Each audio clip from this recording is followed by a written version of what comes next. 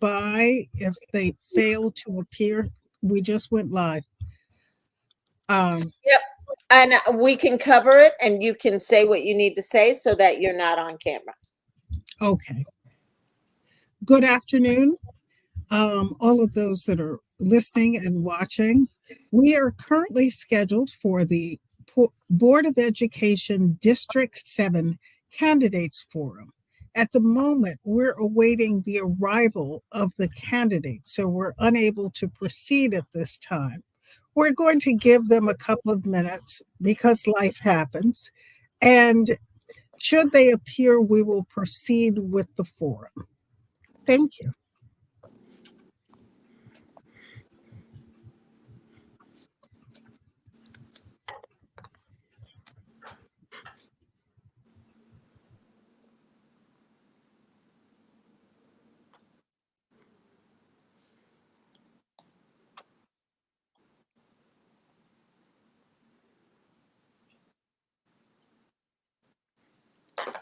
I'm going to play a little bit of music while we wait.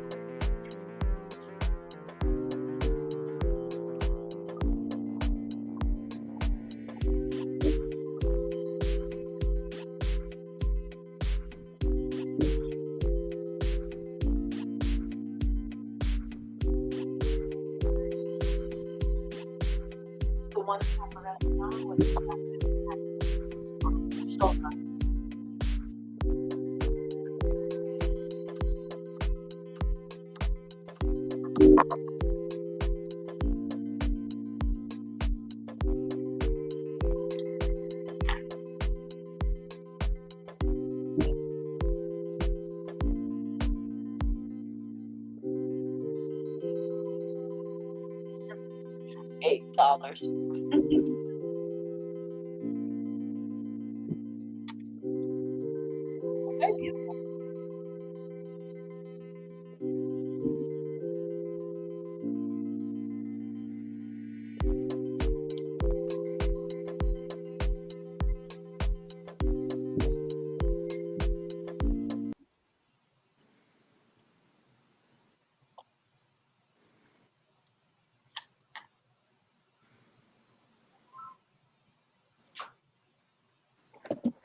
So, Miss Gloria. Yes, ma'am. We do have Henrietta Holiday backstage. I'm sorry, I've got to get this. Hold on. Okay. Miss Johnson, good afternoon. Fine. Is this Mr. Moss, Dr. Moss? Yes. Are you going to join us on StreamYard? It's Gloria.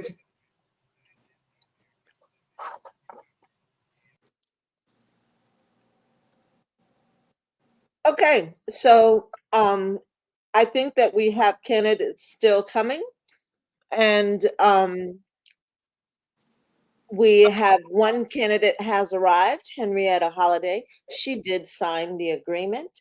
And I just wanted to make sure that we updated our audience for who's ever watching. Right now, we have 0 people watching, so it's okay.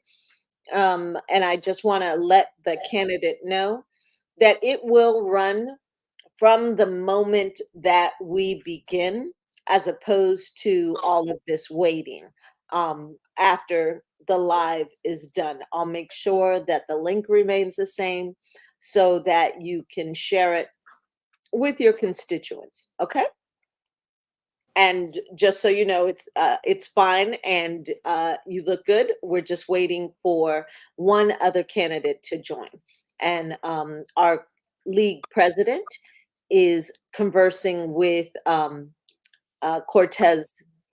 Cortez Moss at the moment, so that we have another candidate. We cannot do the forum with just one candidate. I'm sorry, I'm going to go ahead and put the music back on. I can't answer your question right now. It wouldn't be fair until we have the other candidate join as well. Okay? And I see that you're backstage, but I can't hear you. So just give me 2 seconds. You could stay right there, and we're just waiting for Mr. Moss.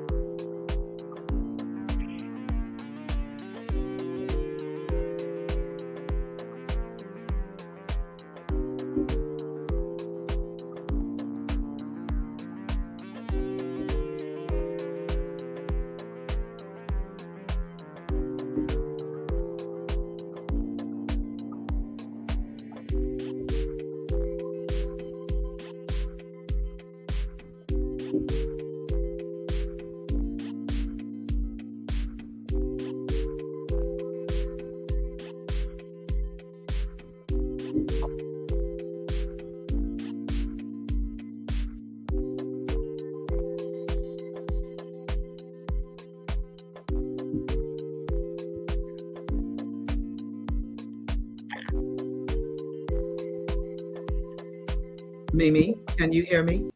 Yes, ma'am. Okay, he says he'll be on in about 10 minutes. He's out of town at a conference. Then why did he agree? Please, could you do me a favor? Let's talk about it afterwards, but could you please send him the link right now? I sent him the link like 3 seconds ago. Do I need to send it? Okay, it's at cortez.moss@gmail.com. Yes, ma'am. Thank you. I am determined we're going to get at least 2 people on here. And we lost Henrietta again. She did not seem pleased that we were not on with her, and she left. I don't know if she's coming back, but I did see her, and she looked fine. I told her she could be patient. So the only thing I could do is put this forum back up, and Mr. Moss and Mr. Harris both have received there's Miss Holiday. She has returned. Okay, great. And he's on his way. Just please be patient. He's out of town and having some technical difficulties. Okay. So we just, I just want to for everyone. I want to make sure that everyone knows that we will add the candidates to the stage in the meantime when they are all present. When we have more than one candidate on the backstage, I will bring the other 2 candidates up. Yeah, it's okay. Gloria, you can make your announcements and maybe introduce Christiana and Elvita while we wait for Mr. Moss. Okay, don't put me on right now. I have one more thing to do. Okay, I'm going to remove you from the. Thank you. All right. And so, ladies, why does League of Women Voters, Elvita, just a question for you so that we have some filler. Why does the League of Women Voters do this type of forum in this format? And it'd be great to know why we have a student moderator as well. The League of Women Voters start out as a nonpartisan political education organization. And the point of doing the forums is so that the public has an opportunity to see and hear from candidates for assorted political offices. We're able to ask them questions, solicit their views on issues that are significant to the office that they're seeking. It also gives you a better perspective than listening to or looking at written responses, newspaper articles. Quite frankly, you will see during elections, the Washington Post will do profiles of individuals. They'll give you a picture and some nice words. But one of the things that a forum does is it puts somebody in a position where they have to answer a question right then. And it's not a staged situation. There's no ability to edit it. It is, what does this person have to say about this issue and how they articulate it and their awareness of that issue. And that's one of the benefits of doing these forums. We also put these forums on YouTube so that the public, if you're unable to sit down today and listen to it, everybody's here. If you're unable to listen to it today, you can listen to it at another point in time. Now, I am going to defer to Christiana Nurse, who's going to tell us why, as a student, she's interested in doing forums. Hi, everyone. My name is Christiana Nurse. I'm interested just because this is all new to me. I never heard of doing a forum before until I got introduced to the League of Women Voters, Prince George's County. I think it's very important for candidates to have their voices, tell us why we should vote for them, and like Ms. Martin said, to articulate the response of how they would handle certain situations and how they answer the questions is very important. Okay, so ladies, thank you so much for that. And I believe that we can get started now that we have two candidates in the room. I am going to bring our Madam President on, and I will pull you both backstage so that Madam President can begin the forum. Thank you. I need another 2 minutes. Do not bring me in now. Thank you. Okay. She does need another 2 minutes. This particular forum is for District 7, and District 7's area. Do we know what District 7's area is? I think it is Forestville. The candidate is I have the unique position of being the forum producer, and I can see the candidates backstage. And one of the candidates, Henrietta Holiday, is telling me that yes, confirming that this District 7 is in Forestville. There is another candidate on, Dr. Felton Moss. I believe that our president, Gloria Johnson of the League of Women Voters of Prince George's County, she is contacting the last candidate that was also signed and agreed to our forum rules, Kenny Harris. She is trying to contact him to get him. And Dr. Felton Moss chats that it's in Suitland. And also Suitland. Thank you. Thank you, Felton Moss. Thank you so much for that. And we, as the League of Women Voters, decided with a classroom at Bowie State University, which is also located in Prince George's County, in the Bowie area, of course. Dr. Carmen Walker recruited many of her students to come and participate in the forums. I understand Dr. Moss is presenting at a conference. I understand. And we are still waiting for President Johnson to come on the forum.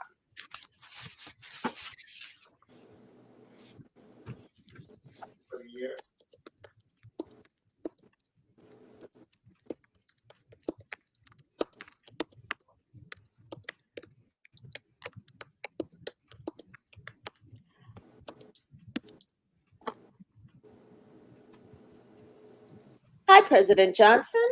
Hi, good afternoon. I need just 1 second to pull up something that I'm having vision issues. I apologize. Okay. I understand. If we could start, that would be great. I'm great. I'm going to remove myself and Christiana and Elvita, and then after you're done with your spiel, I just want to let you know that Dr. Moss only has till 1:45. 20 minutes. No problem, ma'am. Okay. All right.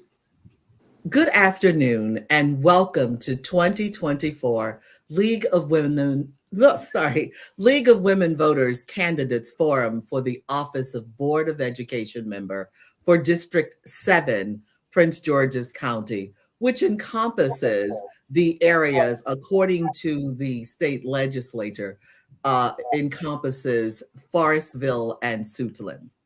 The League of Women Voters is a nonpartisan political organization of both men and women that encourages informed and active participation in government. We work to increase understanding of major public policy issues and influence public policy through education and advocacy. The League of Women Voters of Prince George's County was founded in 1921 as one of the first local leagues in the United States.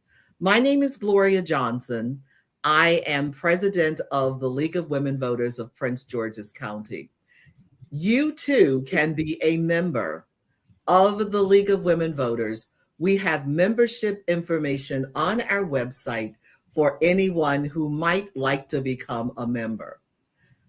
I would like to introduce to you the candidates after I indicate to you who is going to be your moderator for the day. It will be none other than our experienced moderator, Elvita Martin, who will be accompanied by a co-moderator, Christiana Nurse. The members of this panel who were scheduled to come in alphabetical order is Kenneth F. Harris II, Henrietta Maria Holliday, and Felton C. Moss. The League of Women Voters believes that those who serve in elective offices offer the community a willingness to work, to give of their time, and to take responsibility. And these are traits for which the League of Women Voters has the utmost respect. We thank the candidates for their willingness to serve. Prior to the commencement of our forum, each candidate received an emailed message in which they were asked to execute a written agreement acknowledging that they were willing to abide by the rules of this forum. Each candidate has executed an agreement to be bound by the following rules. There will be a 2-minute opening statement, and also there will be an opportunity for a 1-minute closing. Questions during the forum will be presented to the candidates by the forum moderator, Elvita Martin, and Christiana Nurse, a co-moderator student. Questions for candidates have been solicited from the members of the community as well as the League of Women Voters. Questions will be general and applicable to all members of the forum. Each candidate will have 60 seconds to respond to the questions that are presented. There is no physical timekeeper, but our producer, Mimi Machado Luches, who will serve as timekeeper electronically when 15 seconds are left, and she will also raise a stop sign to ask you to stop talking. Now, if a candidate is absent, his or her chair will remain empty during the forum. A substitute candidate will not be permitted. A late arrival will be permitted to join the forum, but his or her place cannot be held by anyone else until they arrive. There will be no interchange between candidates because we do not have debates. At this time, I would like to turn the forum over to Elvita Martin and her co-moderator and our student of choice, Christiana Nurse. Thank you both so much. Good afternoon, Ms. Holliday and Dr. Moss. We're going to start this out. We're going to do this alphabetically. So Ms. Holliday will go first with her 2-minute opening statement.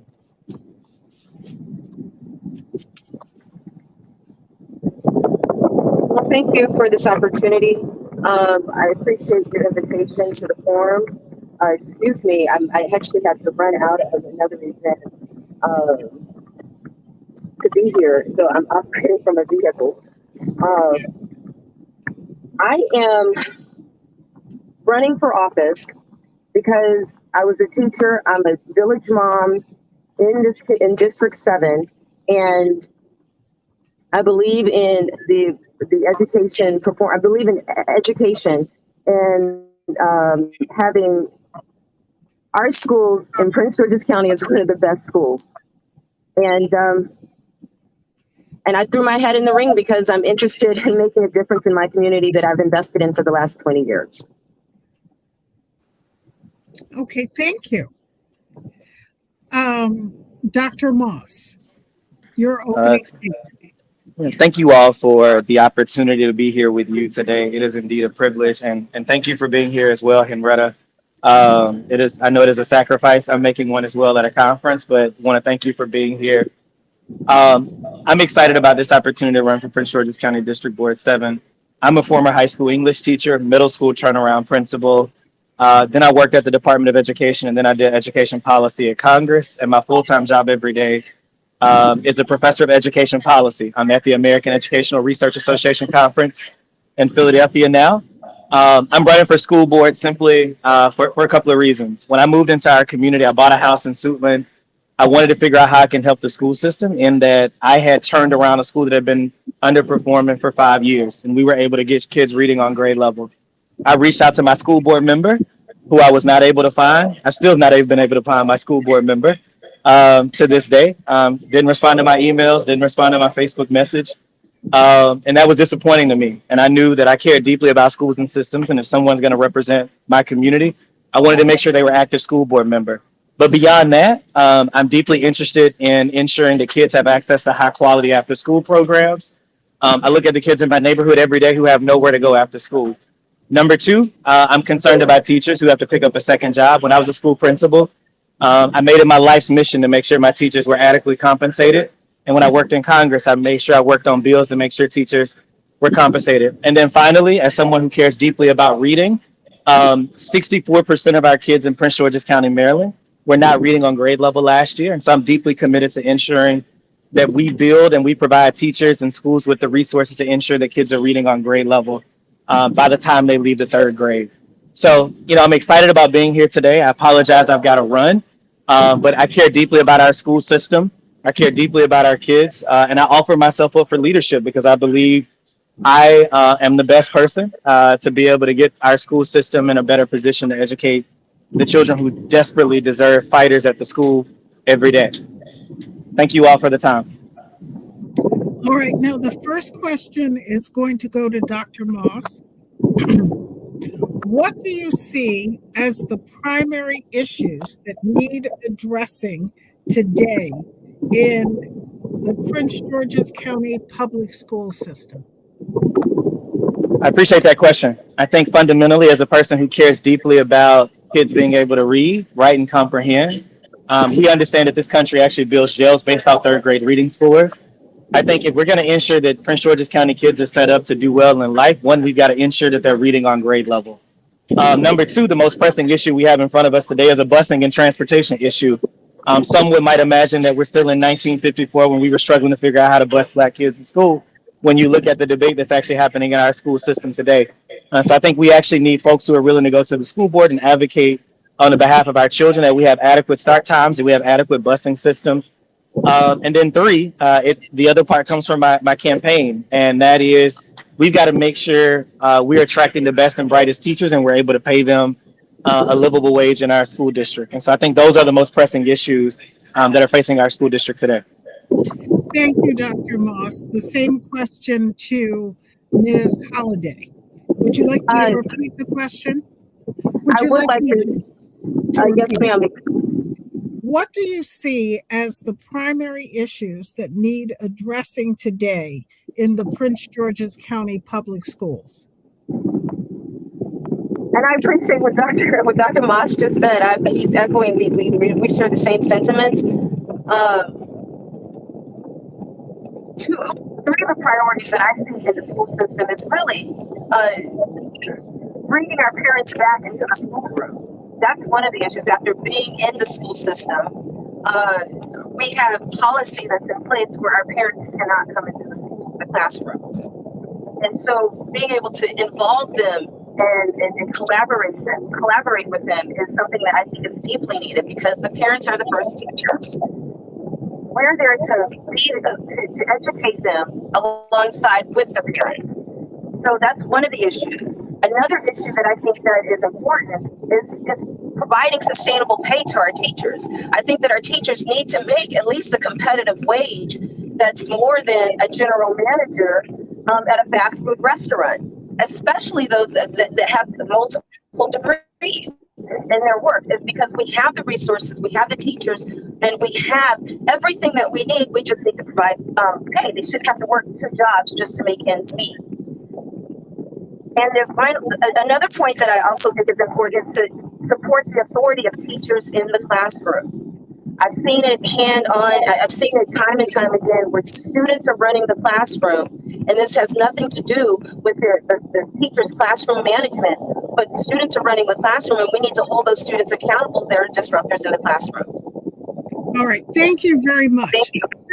Christiana Nurse is going to ask the next question of Ms. Holliday. Yes. There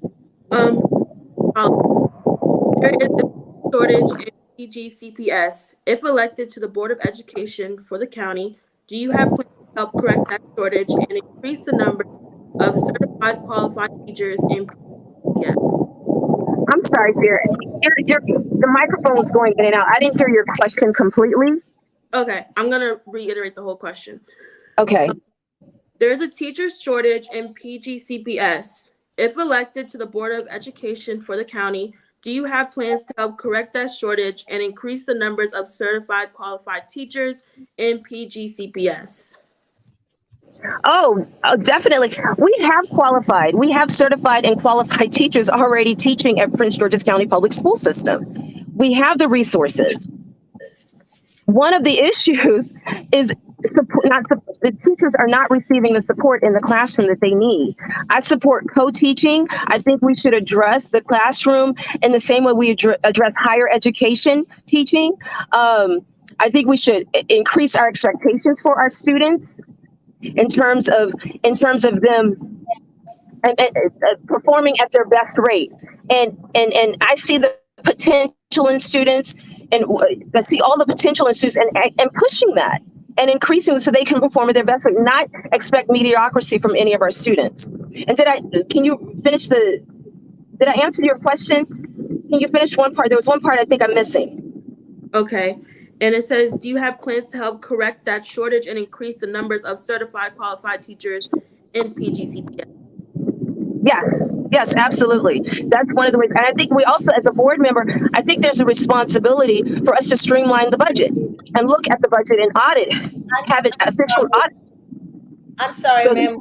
We have to give equal time to each candidate. Okay. And you're running over. I just want you to know, and maybe it wasn't clear, but each candidate has 1 minute to answer each question. So I understand. the repeating of the question is not going to fly this time. I let it go the last time. So I'm going to give Dr. Moss an opportunity to answer the same question with the same 1 minute. Okay, fair enough. We'll All right. give Dr. Moss like 15 seconds extra. Sorry. Okay. Yeah, I appreciate the question. One, I think there are three things we've got to do with deal with the teacher shortage. We've got to work on teacher working conditions. Folks got to feel like this is a good, safe place to work. So I'm interested in the first order of business is us hearing what is the lived experiences of our teachers so we can work on retention of our current teachers. In terms of recruitment of teachers, this is the work I've done my entire life. I oversaw the Office of Educator Recruitment for the state of Mississippi. And in that work, I built teacher residency programs that paid for folks to go to college and get credentials. We went in classrooms and we found assistant teachers. We worked with them to get credentialed to be able to be certified to be classroom teachers. The final thing that I'd love to see our board do to be able to address the teacher shortage in Prince George's County is we need a policy to be able to support teachers with housing. We've seen this happen across the country. When we can help folks buy a house in our community, they're more likely to stay there. So I'd love to see us work with our delegation in Annapolis to ensure that we have policies at the state level that are attractive and that teachers want to live in Prince George's County. One of the things we see now is most of our teachers are not even living in Prince George's County. So can we create the policy conditions to be able to do that? And that's the work I believe we've got to do to increase teacher recruitment and retention in the district. But this is something I've done my whole life. I built a residency program. I've changed policy to be able to get teachers into teaching.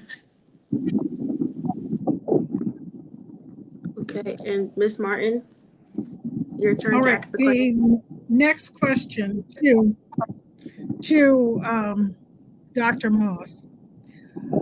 There's evidence to suggest that a considerable number of individuals in Prince George's County hold a pessimistic outlook on their public schools.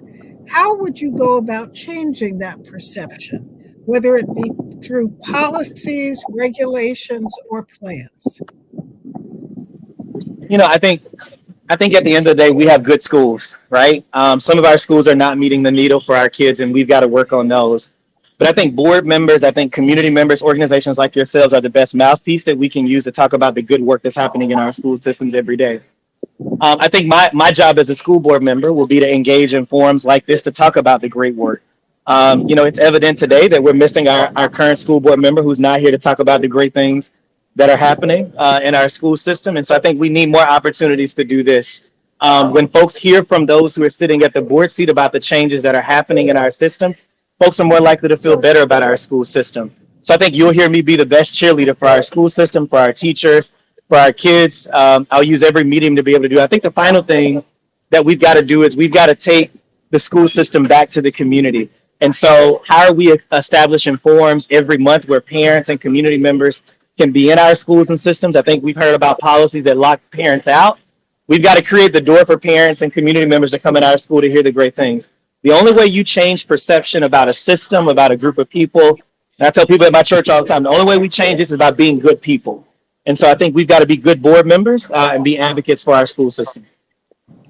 Thank you. Same question to Ms. Holliday. Would you like me to repeat? I echo the same thing with what Dr. Moss just said.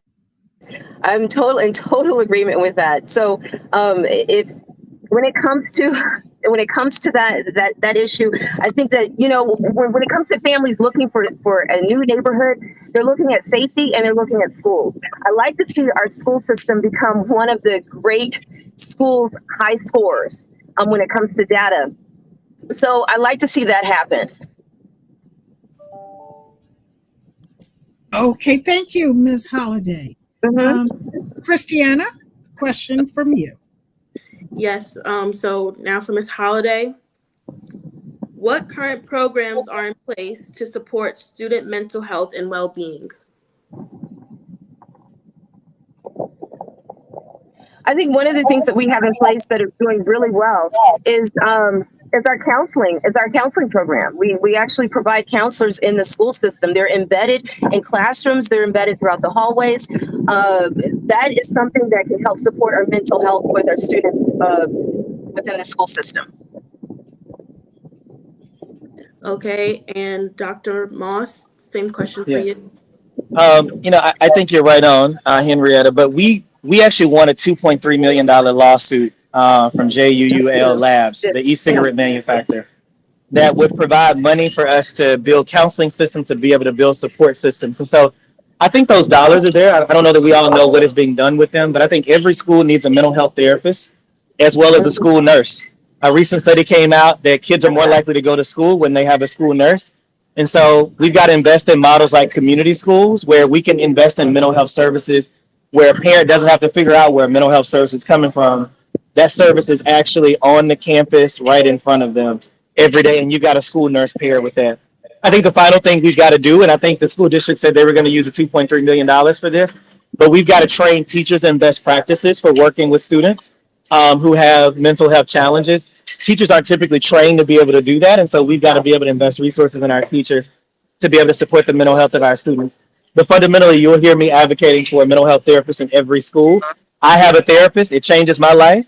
I may not even be here today if I didn't have a therapist. So I understand the power of therapy and ensuring that we have those inside of schools and systems for our kids every day.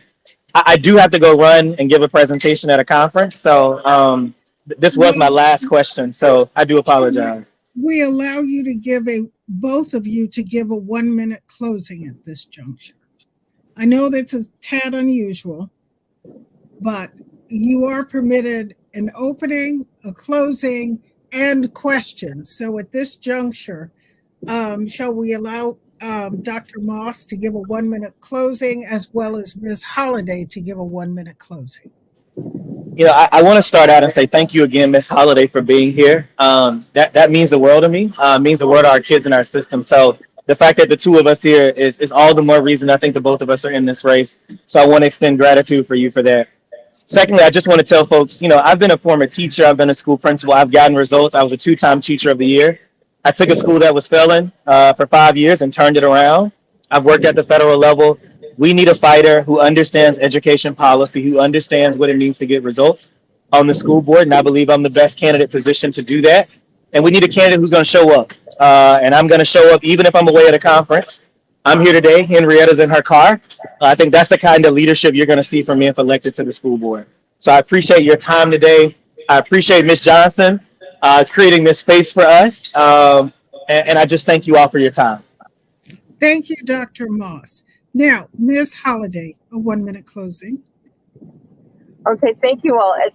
He left. Are you gone? Okay, Dr. Moss, I really appreciate that. And regardless of what happens, I would love to be working with you. And he's someone who definitely cares. You're someone who's definitely impacted our community and have come to the community and is starting to make strides.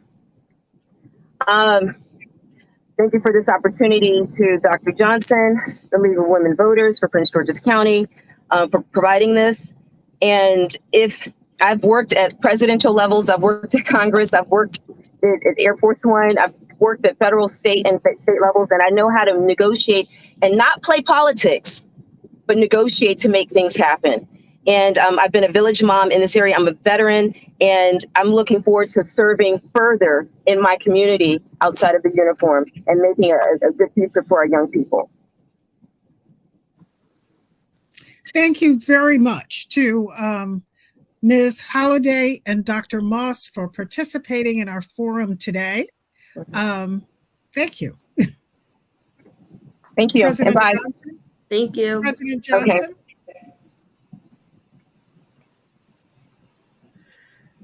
Thank you, everyone. Okay. I want to thank the two candidates.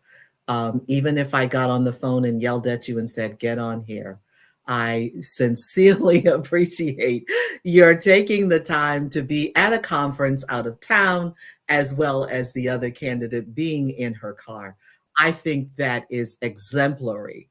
I would like to remind the listeners, our participants, to go out and commit democracy. The election is May 14 for the primary election, May 14 from 7 a.m. to 8 p.m.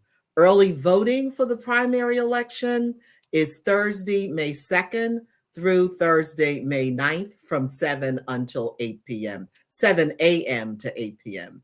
The general election, of course, is November 5th, 2024 from 7 a.m. to 8 p.m. Early voting for the general election is Thursday, October 24 through Thursday, October 31, 2024 from 7 a.m. to 8 p.m. Remember, democracy is not a spectator a spectator sport.